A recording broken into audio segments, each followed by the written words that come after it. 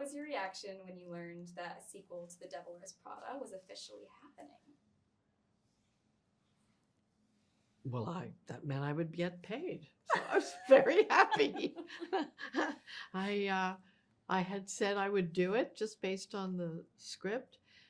I said, if you can get those other lunatics to come in, I'm in. And everybody else said yes, and we were off to the races and to the races because we didn't have a lot of time. No. We hit the You ground came running. in one day. She came in one day from another movie. Yeah, and we had in Hungary or somewhere. Where were you? Romania, somewhere. Atlanta. Oh, okay. But I love the drama of your imagination. No, that's what. But you said you were. Where were you? I went there after. That was okay. That.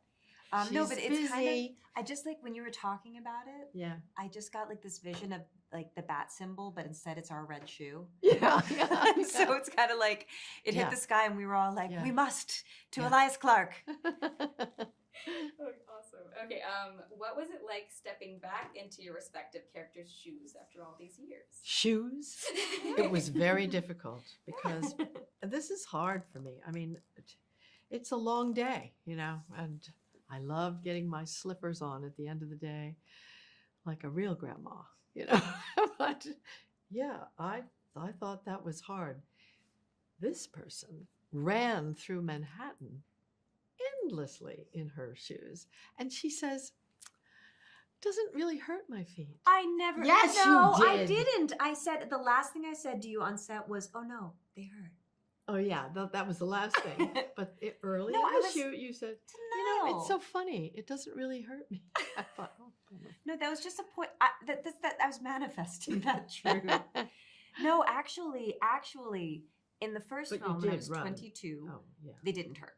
They didn't. And this one, I went, ooh. And I thought, Yeah. at 42-year-old, I should probably throw in there a couple times. So there was this one day where I was wearing these huge, I think they were like Ralph Lauren platform shoes.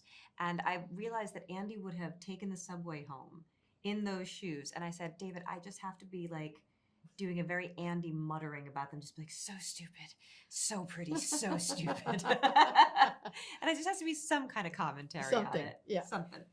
Yeah. Okay. What was it like reuniting with your director, David Frankel? It was Heaven. wonderful. He's just, everybody knows that just the loveliest man.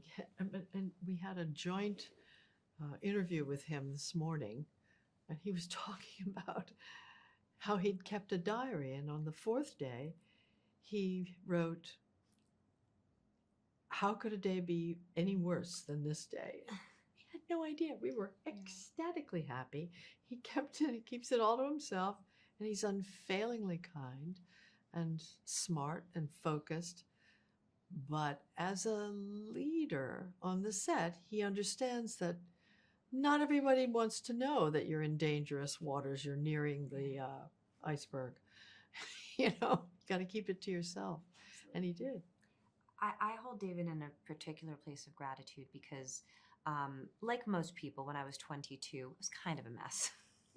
And he just was so kind about the human being that I was and the developmental state that I was in. And he just protected me, and he looked out for me, and he was so good to me, and he graced me so much. And over the years, I've called him for advice. I've stayed in touch.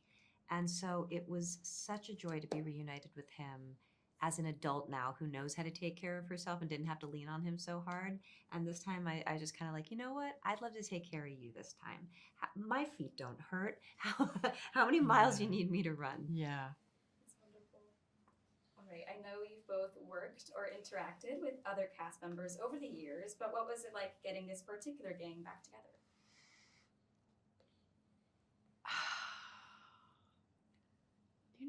It's so funny because I feel like I've answered that question about 9 million times. How about you? It's true. It's true. But something did just pop into my head. What? Okay. Which was so I've had 20 years to like think about what my favorite cast experiences have been, and the first one has always been right at the top. And so if there was a group of people that I could choose to be reunited with, it is 100% this cast. And they're one of the first scenes where it was all four of us together and the insults are just flying across the table and the lines are coming out, you know, so, I mean, it was like watching this brilliant tennis match. It was just happening. And then everybody's improving and it's just, and I just remember thinking, this only happens with this group. I've only experienced like this level of chemistry with this group. So, and what I knew this time at this stage of my life was, so just enjoy it. Yeah. Don't worry, That's don't right. fret, don't think too much about the future. Don't even think about like, just be here with these people and enjoy this because this is what magic feels like. It was also sort of like picking up from yesterday. I mean, it really, by the way, you're so young, but when you get older, 10 years is Nothing. You know, nothing. It's nothing. 20 years is a little something, but not really. Not really. It's not like the first 20 years, which you can remember every single summer of your life. You know, from 20 to 40 gets a little more indistinct. From 40 to 60 gets a little more indistinct. From 60 to wherever I am, 75, it gets really far. Everything seems about 5 years ago to me. Thank you. All right. Let's see. This one is for Meryl. Without giving away too many spoilers, in what ways has Miranda changed over the last 20 years, and in what ways has she remained the same? I think that essentially she's remained herself. Her core demeanor, her aspirations for herself and for Runway, her expectation of herself and to hold herself to a certain line of responsibility and a standard. She's that same person, but the edges have been rounded a little bit by time and by the uncertainties of the world in which journalism exists, the magazine business exists or doesn't, and just as we're all navigating the unknown of what the digital landscape holds for us. And this one's for Anne. Did you ever find yourself thinking about Andy over the course of the past 20 years and think about what she'd be up to? No, I haven't. I don't really have that relationship with my characters. You know, I don't. I'll watch the films that I've made maybe once.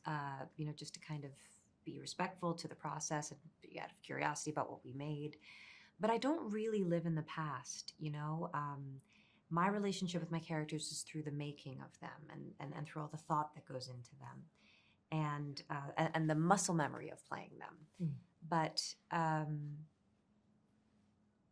no, I don't have the sort of information that you would need to be able to say something like that. I'm not the writer. And so, because I couldn't just imagine Andy, I'd have to imagine her within the context and as she relates to all of these other storylines, because that's how she exists in the first one for me.